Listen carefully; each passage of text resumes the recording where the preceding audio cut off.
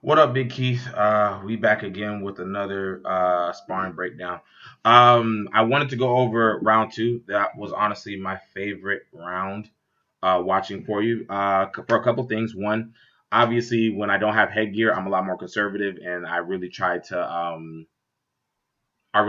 box instead of just trying to, like I said before, right? When I have the headgear on, it gives you like a false sense of security. So this tells you right here that I'm already like in the zone of like, all right, I want to box more so than I actually just want to go in there and just try to bombard you, right? So without further ado, here we go. Okay.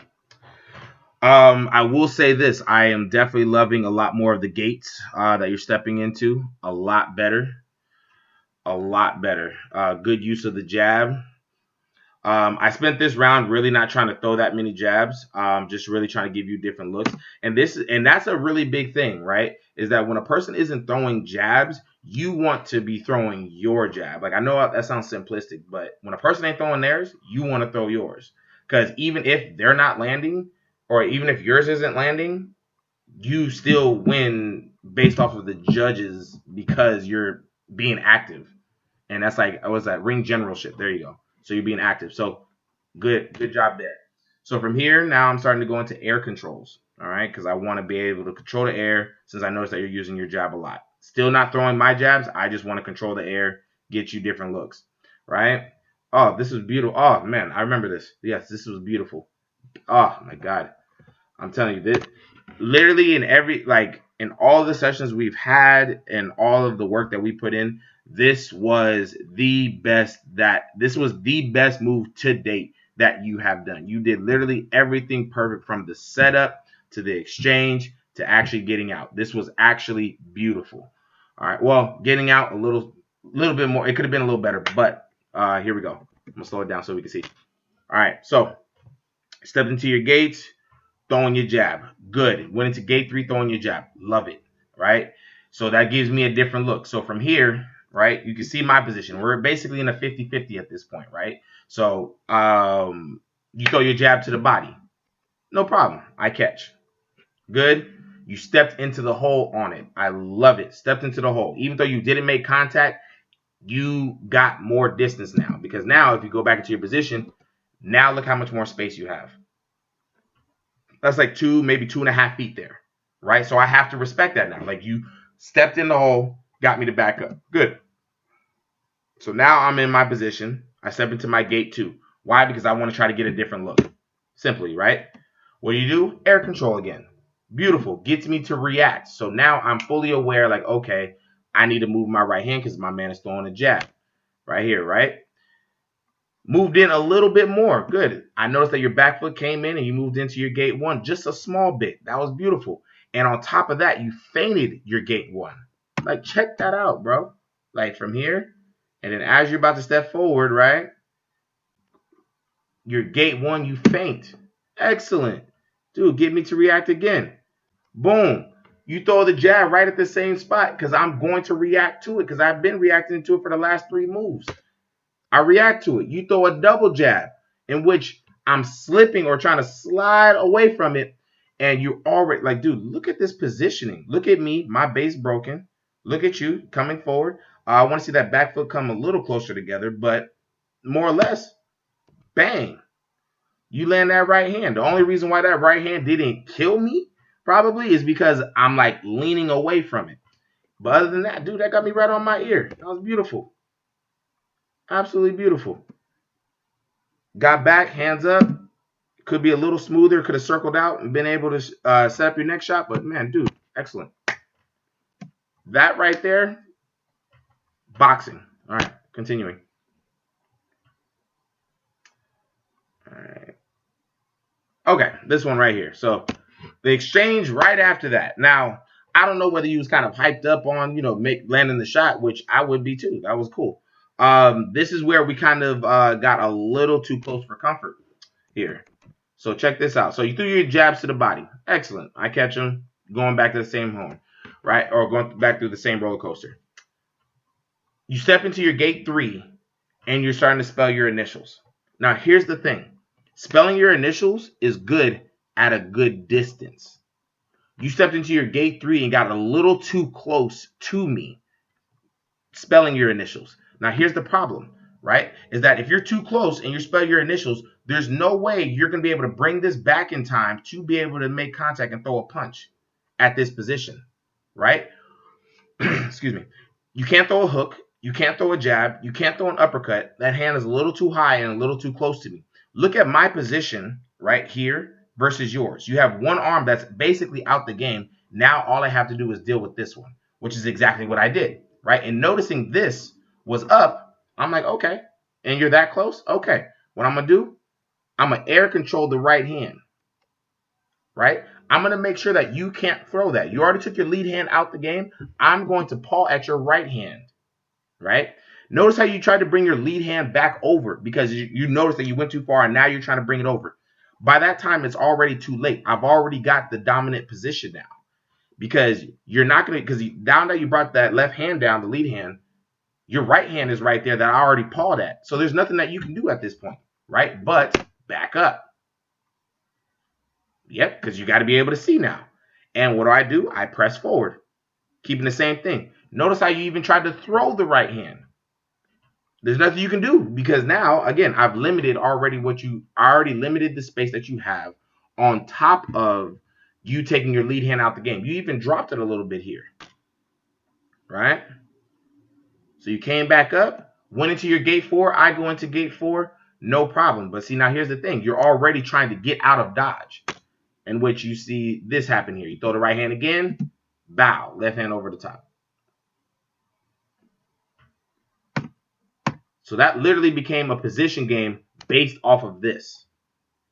So literally by keeping your hand too high and being too close to me, it allowed me to get position to be able to throw that left hook.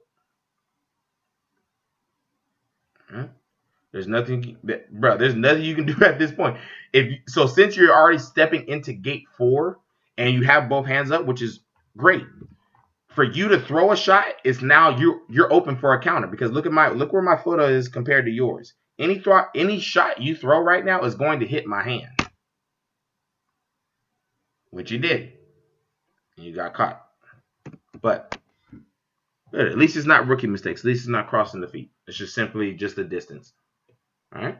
So now you're back in your bag. Now you're going back into your jabs. Oh, golly, man. These 3 exchanges were absolutely beautiful. This is why I love this round. Right? So you switch into southpaw. I noticed. Awesome. Great job. The fact that you stayed in this southpaw for probably a good 30 seconds maybe was awesome. I freaking love it that you were willing to test yourself to go that route. Right? And you can even see it here. Now that I see it, I want to throw a right hand. I'm feigning that right hand just to see how you would react. I noticed you didn't react. Man, check how poised that is, right? I throw the right. Oop, don't even react. So now I'm like, okay, boom. And oh, man, and this is me trying to get in my bag too. This is me playing, right? So notice what I did here, right? You threw the jab, or I'm air controlling, and this is something that I'm definitely gonna be teaching you because you're gonna love this, right? Is that now not only did I paw, but I actually clip your lead hand here. Watch this. Bow. I clip your lead hand. So now your lead hand is mine based off of this, right? My right hand is coming. Your left hand is out is like here, obviously, right? Because you're leaning. Beautiful job right here by essentially dipping, what we like to call dipping, right? You dipped from this position. Oh, golly. Amazing. Amazing. And then to add insult to injury, you tried to control out. It would have been a lot better if you were able to get this lead hand here or get this hand here around my waist, but I caught it here and I still have it. You know what I'm saying? I still have that position. And I think that was probably my saving grace, noticing that you were controlling me out. This is good. Yep. Because if I didn't control that hand and you were turning me out, you could have thrown a left hand, right hand, anything. But here we are. Oh God, that was beautiful. Let's watch that lifetime. Miss. Ooh, my God, that was beautiful.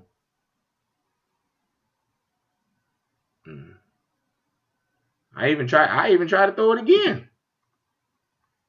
just to see if it was a fluke. I did the same thing again, just to see if it was a fluke. Right?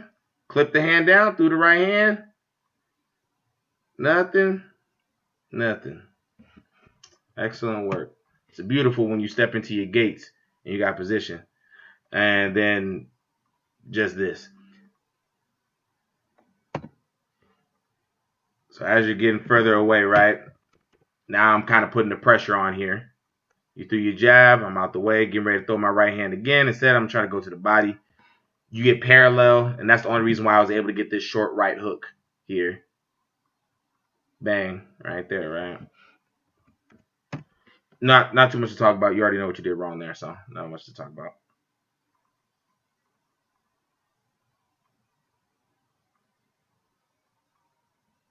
Dude, you're actually starting to look like a boxer, bro.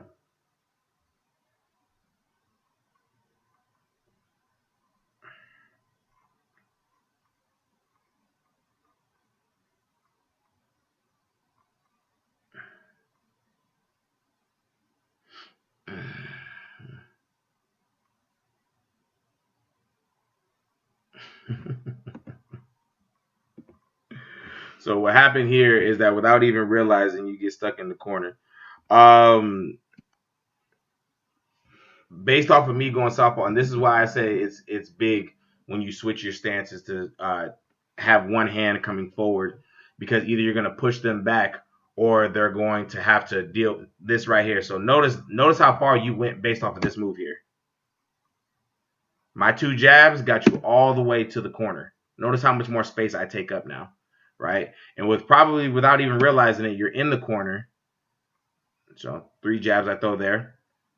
Now I can just play. Now I can decide what I want to do from here. All right. So you're pawing, right?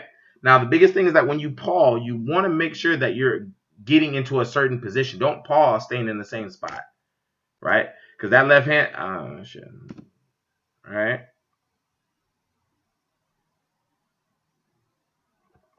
Yeah, yeah, that's how you get caught.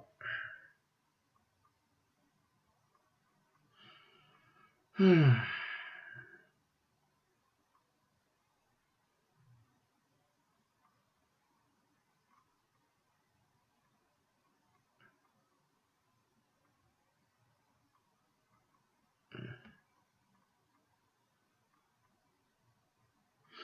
Hmm.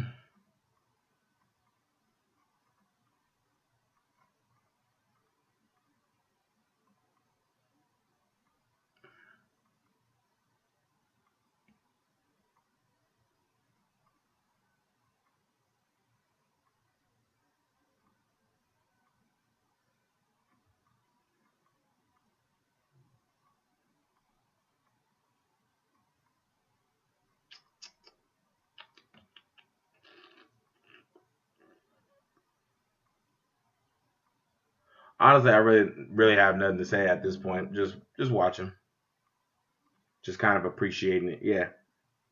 Ooh. Sometimes you just gotta appreciate it. Anyways, round two was all I really needed to see, and round two is probably the only one that really needed a breakdown. Round three really wasn't much. I mean, what? In all fairness, I should just show a little bit. Round three and four, there really wasn't much that I need to say. Um, Here, why? Because we're a little tired, and so naturally, mistakes are gonna come through and through. But ultimately, like what I was really impressed with is that in round two, you're looking like a boxer, right? All right, and so again, like so, what you notice in the first, when the in second round is that I wasn't throwing that many jabs. This one, I'm actually trying to throw a little bit more jabs, but again, it's based off of a false sense of security for me. Is that I'm like now staying a lot more in front of you, which is what you're going to deal with, right? Which is what you're going to deal with, especially with a lot of these fighters that are out now. You're going to deal with people that are going to want to just sit there and bang. So I guess that's good that you get used to it. But yeah, from here, I'm noticing that you're tired, so I'm just kind of pulling back, but going more into controls. So yeah, I don't. There's nothing really to go over. But yeah, so in round two, big takeaways that I have is that the gates looking so much flipping better. I tell you right now, again, what my coach told me: 40 rounds, get 40 rounds in. Period. As many rounds as you can try to get in. 40 rounds is like the best you could possibly get. I think even Mayweather trains and does 40 rounds when he was at his prime. It's just one of those numbers, bro. Try to get those in. You got 20 in, and you were doing this good. So yeah, let's keep that going. Um, Spelling your initials comes from understanding your distance. So really start thinking from a lead foot, not just your lead jab. And we'll get into that into our next sessions. But yeah, man, that's all that I got for you, man. Great job. Let's continue to keep up the good work.